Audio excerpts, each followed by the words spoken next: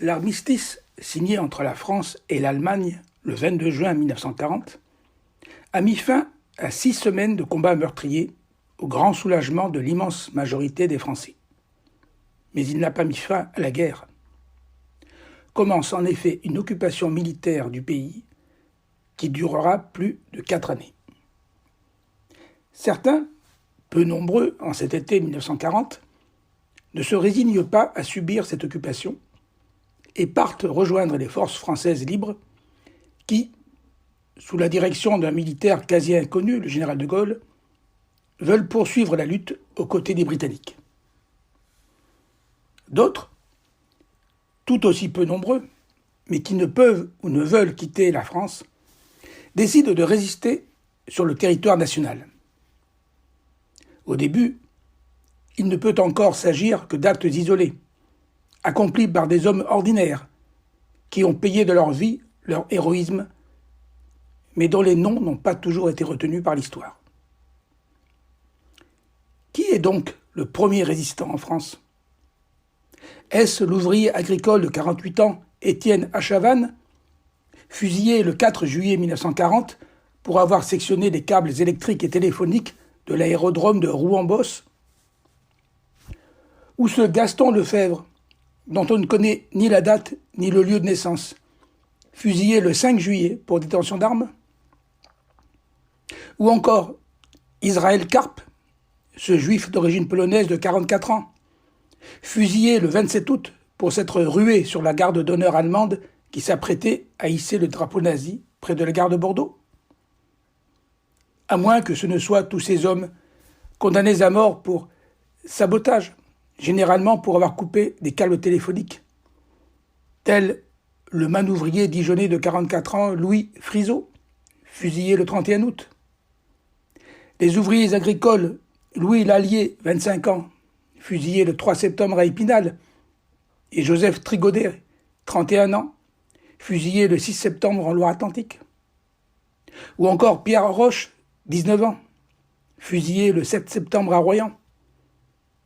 Marcel Brossier, mécanicien de 31 ans, fusillé le 17 septembre à Rennes. Hérault, bûcheron dont l'identité exacte est inconnue, fusillé le 20 octobre 1940. Lucien Brusque, marin-pêcheur de 21 ans, et Émile Masson, batelier de 18 ans, tous deux fusillés le 12 novembre à Amiens. L'occupation allemande est dès le début impitoyable, loin de l'image de correction que cherche à donner la propagande. Mais rapidement, la résistance intérieure va s'organiser. Au début de façon plutôt informelle, comme le réseau du Musée de l'Homme, dont 3 de ses membres, André Weil-Curiel, Léon Maurice Nordman et Michel Hédinger, vont, le 11 novembre 1940 à 5h30 du matin, déposer une gerbe au pied de la statue de Georges Clemenceau à Paris, avec l'inscription « Le général de Gaulle à l'organisateur de la victoire », alors que Vichy et les Allemands ont interdit toute commémoration de l'armistice de 1918. Le même jour va se dérouler la première action collective lorsqu'en fin de journée, répondant à un appel à manifester lancé dans les lycées et universités parisiens, des milliers de jeunes lycéens et étudiants remontent en fin de journée les Champs-Élysées jusqu'à la tombe du soldat inconnu, en chantant la Marseillaise et le chant du départ. Mais les Allemands, un instant surpris, réagissent et dispersent sans ménagement les manifestants, faisant une quinzaine de blessés. Plus de 200 interpellations ont lieu. Les jeunes sont conduits dans les prisons de la Santé, du Cherche-Midi et de Fresnes, où ils resteront détenus 1 mois en moyenne. L'université de Paris est fermée le 12 novembre et son recteur, Gustave Roussy, est démis de ses fonctions. Les cours ne reprendront que progressivement entre le 17 novembre et le 20 décembre 1940. C'est à la même époque qu'est fusillé le 23 décembre le premier civil parisien, l'ingénieur de 28 ans, Jacques Bonsergent, pour s'être trouvé mêlé à une rixe où un soldat allemand a été frappé et pour avoir refusé de dénoncer l'auteur du coup de poing. Les premiers réseaux actifs se structure fin 1940, début 1941, tant en zone occupée qu'en zone sud, essentiellement pour recueillir des renseignements, favoriser l'évasion de prisonniers et de pilotes alliés, ou encore pratiquer des sabotages. Leurs membres proviennent de la droite, voire de l'extrême droite, comme le maurassien Gilbert Renaud, le colonel Rémy, du réseau Confrérie Notre-Dame, ou le cagoulard Georges Loustonneau-Lacot, fondateur avec Marie-Madeleine Fourcade du réseau Alliance. Mais aussi des démocrates chrétiens, comme Pierre-Henri Teitgen, François de Menton ou Alfred Costefleuret, fondateur du mouvement Combat, et des hommes de gauche, au sein des mouvements Libération de Jean Cavaillès et Emmanuel Dacier de la Vigerie, et Francs-Tireurs de Jean-Pierre Lévy. À la mi-juin 1941, on évalue ainsi à 120 le nombre de réseaux en France métropolitaine. Beaucoup de ceux agissant en zone sud sont encore restés pétainistes, tels Henri Freinet, fondateur avec Bertie Albrecht du mouvement Combat. Les communistes, en revanche, liés par les consignes de l'Internationale communiste pour cause de pacte germano-soviétique, resteront en retrait jusqu'au déclenchement, le 22 juin 1941, de l'opération Barbarossa, même si l'on peut relever quelques initiatives individuelles, comme celle de Charles Tillon, qui, dès le 17 juin 1940, avait lancé à Bordeaux un appel à la résistance contre, je cite, le fascisme hitlérien, ou d'Auguste Lecoeur, qui fut l'un des organisateurs de la grève des mineurs des Houillères dans le Nord-Pas-de-Calais du 27 mai au 10 juin 1941 et qui avait rapidement pris un caractère anti-allemand. À la différence des autres mouvements de résistance d'alors, les communistes privilégient, à partir de l'été 1941, des attentats individuels contre les militaires allemands. La première victime sera l'aspirant de marine Alphonse Moser, abattu le 21 août 1941 sur le quai de la station de métro Barbès par Pierre Georges, le colonel Fabien. D'autres attentats suivront dans le courant du mois de septembre, à Paris, puis en octobre à Nantes et à Bordeaux, entraînant en représailles les condamnations à mort le 22 octobre 1941 de 48 otages à Châteaubriand, le 24 octobre de 50 otages au camp de Souges près de Bordeaux, et le 15 décembre 1941 au Mont-Valérien de 91 otages, dont le député et journaliste communiste Gabriel Péry. Mais, depuis Londres, De Gaulle considère comme trop élevé le prix à payer par la population pour ces attentats. Et, dans une allocution prononcée à la BBC le 23 octobre 1941, il donne ces consignes. Je cite : « La guerre des Français doit être conduite par ceux qui en ont la charge, c'est-à-dire par moi-même et par le Comité national. Or, actuellement, la consigne que je donne pour le territoire occupé, c'est de ne pas y tuer ouvertement d'Allemands. Cela, pour une seule mais très bonne raison, c'est qu'il est en ce moment trop facile à l'ennemi de riposter par le massacre de nos combattants momentanément désarmés. Au contraire, dès que nous serons en mesure de passer à l'attaque, vous recevrez les ordres voulus. Jusque-là, patience, préparation, résolution. » Cependant, en cette fin d'année 1941, si la résistance intérieure considère le général de Gaulle comme un symbole, comme le drapeau de la résistance extérieure, elle n'est pas encore prête à reconnaître son autorité. En outre, à cette époque, la légitimité du chef de la France libre n'est pas encore parfaitement assurée auprès des Alliés. Winston Churchill s'agace de son intransigeance. Et surtout, le président américain Franklin Roosevelt le considère comme un dictateur en puissance. De Gaulle doit leur montrer qu'il bénéficie du soutien de la résistance intérieure et au-delà de l'adhésion populaire des Français. Un homme va y contribuer. Il s'agit de Jean Moulin. Cet ancien préfet qui s'est courageusement opposé aux Allemands en juin 1940 et qui, révoqué depuis par Vichy, est entré en clandestinité et a commencé en zone sud à nouer des contacts avec les mouvements de résistance. Il a rejoint Londres et rencontré De Gaulle le 25 octobre 1941. Rencontre que j'ai relatée à l'épisode 7. Le courant est passé entre l'homme de gauche qui est Jean Moulin et l'homme de tradition qui est le chef de la France libre. Le premier, impressionné, reconnaît en De Gaulle un démocrate. Et celui-ci dira de Jean Moulin que c'est, je cite, « un très grand bonhomme, grand de toute façon ». Leurs intérêts se rejoignent. Jean Moulin obtiendra un soutien matériel et financier de la France libre, tandis que De Gaulle pourra, grâce à lui, exercer son autorité sur une résistance intérieure unifiée et affirmer ainsi sa légitimité face aux Alliés. Dans la nuit du 1er au 2 janvier 1942, Jean Moulin est ainsi parachuté dans le sud de la France avec des fonds, 1,5 million de francs, et du matériel de transmission. Mais il est aussi et surtout muni de 2 ordres de mission de Gaulle. Le premier, d'ordre militaire, en date du 4 novembre 1941, en vue d'organiser la constitution d'une armée secrète.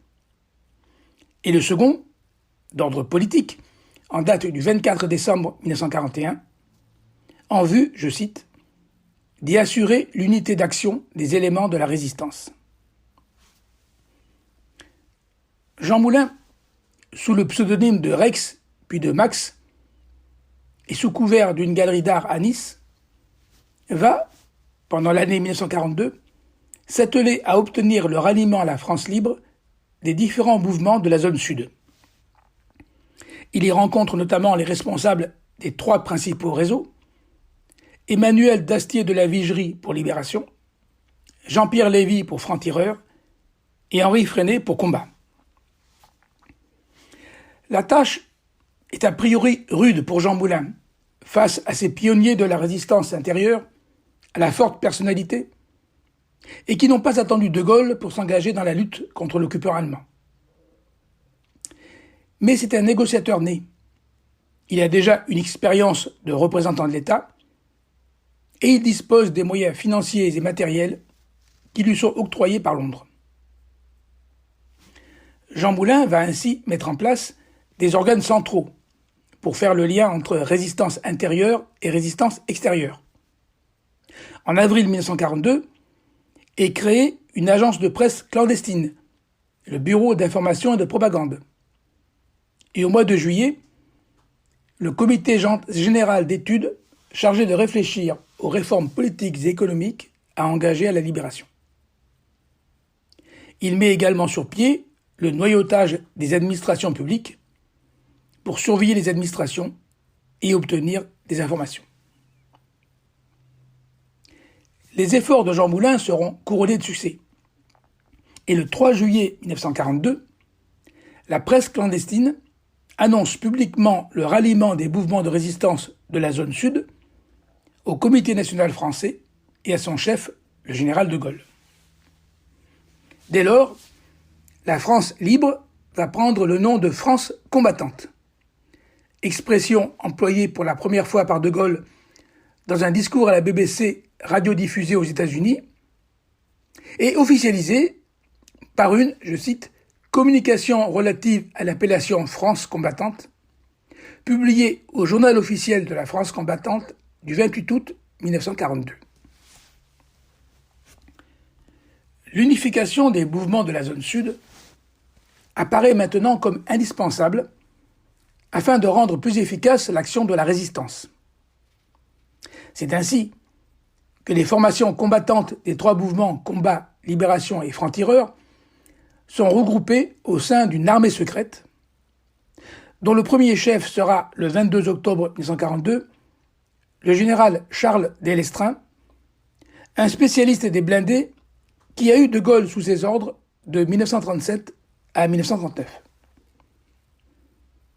Enfin, ces trois mouvements vont eux-mêmes fusionner le 26 janvier 1943 au sein des Mouvements Unis de la Résistance, MUR. Mais après l'occupation allemande de la zone sud, il reste à obtenir le ralliement des réseaux de la zone nord, l'organisation civile militaire, ceux de la résistance, ceux de la libération, défense de la France. Celui-ci sera effectif avec la création, le 27 mai 1943, du Conseil national de la résistance, CNR, qui comprend également des représentants de la presse, des syndicats et des partis politiques hostiles à Vichy. Il ne faudrait toutefois pas voir la résistance comme un bloc homogène. Il existe aussi une résistance militaire, généralement pétainiste, mais aussi anti-allemande et girondiste, et qui veut préparer la revanche en camouflant en zone sud armements et munitions.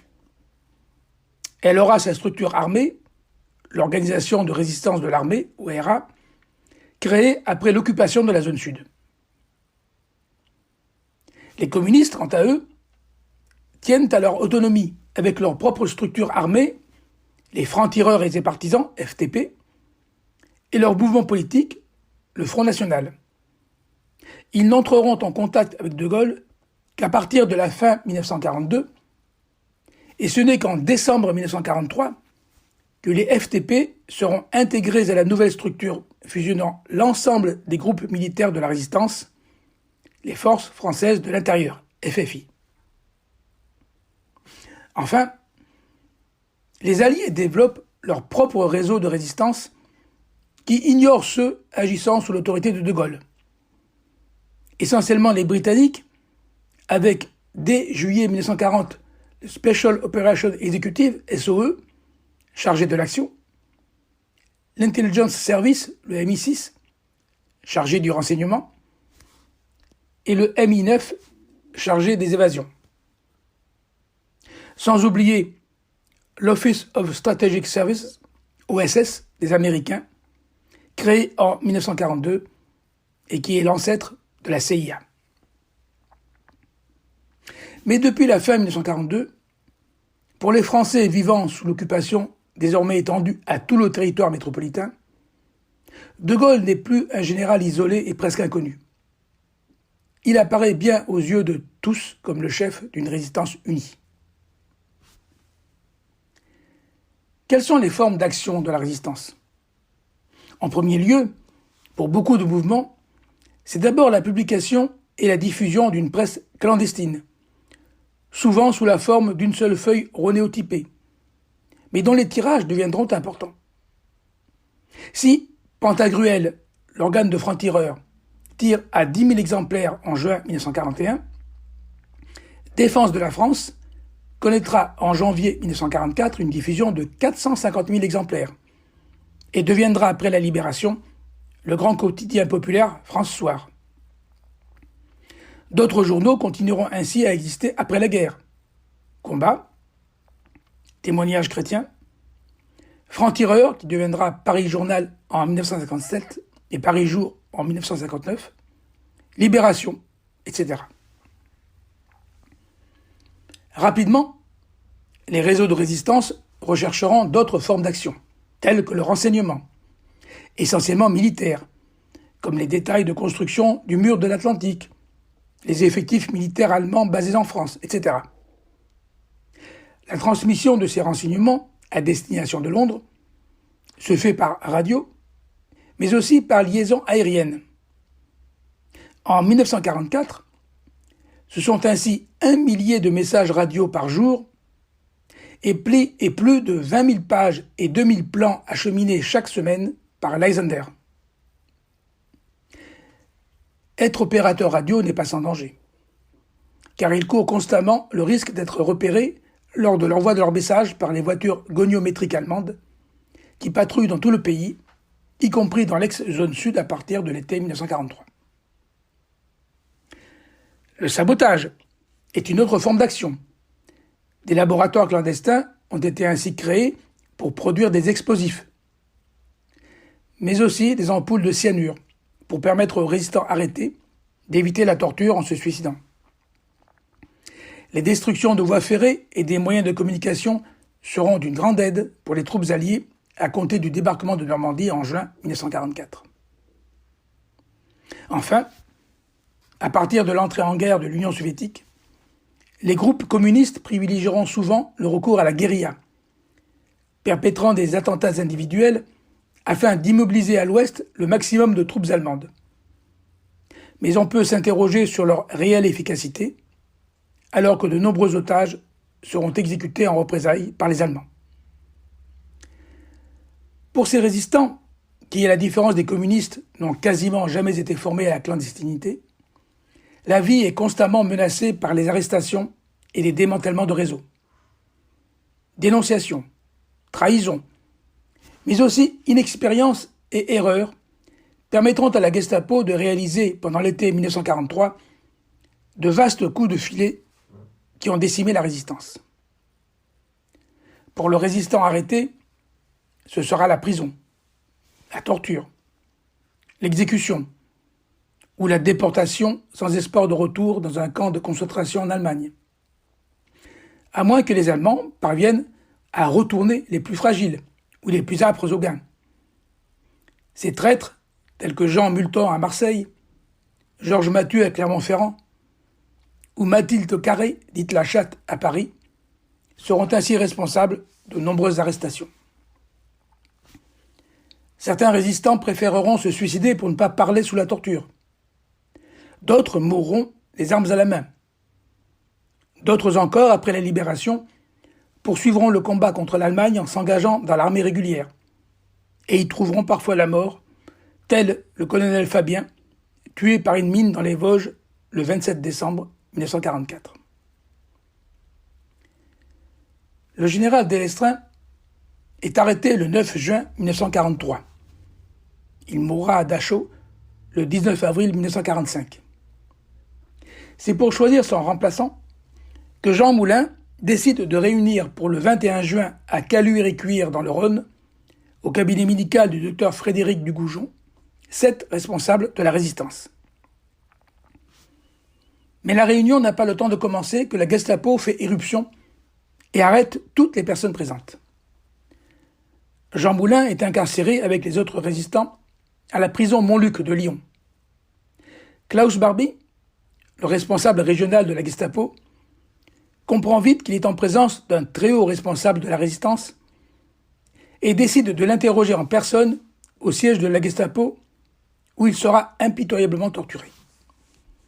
Mais Jean Moulin ne parlera jamais et mourra de ses blessures le 8 juillet 1943 en gare de Metz, dans le train qui l'emmenait en déportation en Allemagne. Ses cendres ont été transférées au Panthéon le 19 décembre 1964, à l'occasion du 20e anniversaire de la Libération. Jean Moulin a-t-il été victime d'un manquement aux règles de sécurité ou bien a-t-il été trahi? Après la Libération, on a suspecté le résistant René Hardy qui, bien que non convoqué à cette réunion, s'y était présenté, alors qu'il avait été arrêté 2 semaines auparavant par Klaus Barbie, lequel l'avait libéré au bout de quelques jours. En outre, il sera le seul à parvenir à échapper à son arrestation.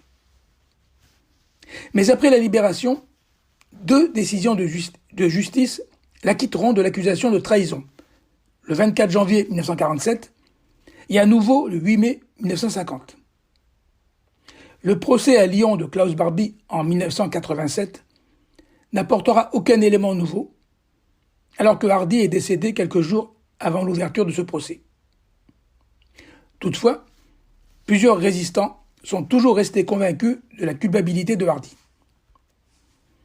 Au cours des décennies qui ont suivi, les historiens ont avancé d'autres hypothèses, allant de l'imprudence des responsables de la résistance au complot que certains auraient ourdi contre Jean Moulin, sans qu'à ce jour, en l'état actuel des connaissances, il soit possible de trancher entre ces hypothèses.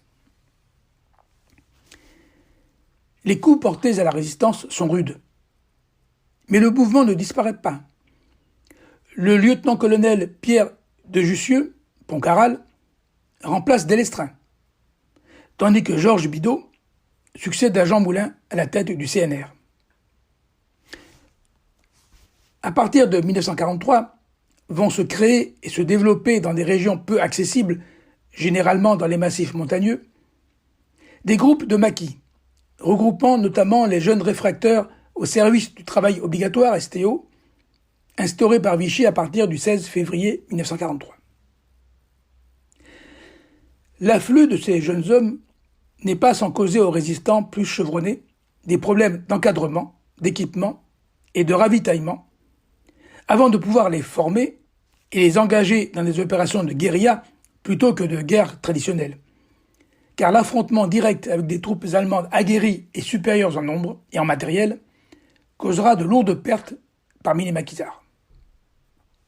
Ainsi, dans le massif des Glières en Haute-Savoie en février 1944, 130 maquisards périront sur les 450 lors des combats les ayant opposés à 3000 chasseurs de montagne allemands et 700 miliciens.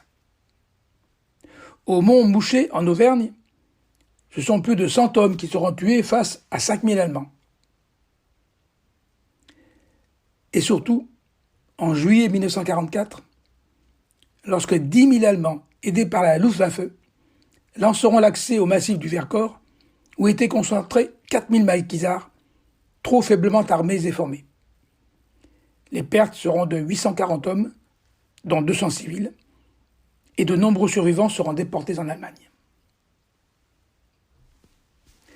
Mais la répression des résistants, qualifiés de terroristes, est aussi le fait des autorités de Vichy, qui multiplient les juridictions d'exception pour les juger et les condamner, tribunaux spéciaux, sections spéciales des cours d'appel, et à partir de janvier 1944, les cours martiales de la milice, qui exécuteront plus de 200 résistants dans une atmosphère de guerre civile. Il est difficile de quantifier la résistance, mouvement clandestin par essence. Une estimation approximative avance le chiffre de 500 000 personnes s'étant impliquées substantiellement dans la résistance, dont 150 000 membres permanents au sein de 266 réseaux. Même si la résistance a été essentiellement masculine, les femmes ont joué un rôle non négligeable, à commencer par Bertie Albrecht, du réseau Combat, exécutée à Lyon et inhumée au Mont-Valérien comme compagnon de la Libération. Marie-Madeleine Fourcade, qui a dirigé le réseau Alliance. Ou encore Lucie Aubrac, qui organisera l'évasion de son mari Raymond Aubrac, arrêté à Caluire. D'autres femmes anonymes serviront la résistance comme agents de liaison ou apporteront leur aide matérielle aux grévistes et aux maquisards. Selon le mémorial de la France combattante, monument érigé sur le mont Valérien et inauguré par De Gaulle le 18 juin 1960, le bilan officiel de la répression en France est de 3000 condamnés à mort fusillés, 810 otages fusillés, 210 exécutés par Vichy, 15 000 massacrés par les Allemands, auxquels il faut ajouter 86 000 déportations de répression, dont 60% survivront, et 75 000 déportations de Juifs, dont seulement 2500 reviendront des camps de la mort. Je terminerai en rappelant que les faits de résistance se sont produits dans tous les pays occupés par les Allemands, jusqu'aux plus petits, tels le Luxembourg, où la population a déclenché en août 1942 une grève générale contre l'incorporation forcée des jeunes luxembourgeois dans la Wehrmacht. Ou encore les Pays-Bas, qui ont connu une grève à Amsterdam les 25 et 26 février 1941 pour protester contre la persécution des Juifs. En Europe de l'Est, la résistance s'est surtout manifestée par de véritables mouvements de lutte armée pratiquant une guérilla intensive en Yougoslavie, en Grèce, en Pologne et dans les territoires occupés d'Ukraine et de Biélorussie. L'aide apportée par tous ces réseaux de résistance, que ce soit par le renseignement, le sabotage ou la guérilla, contribuera grandement au succès des forces alliées, en particulier à l'occasion du débarquement sur le continent européen, qui, en ce début d'année 1944, s'annonce.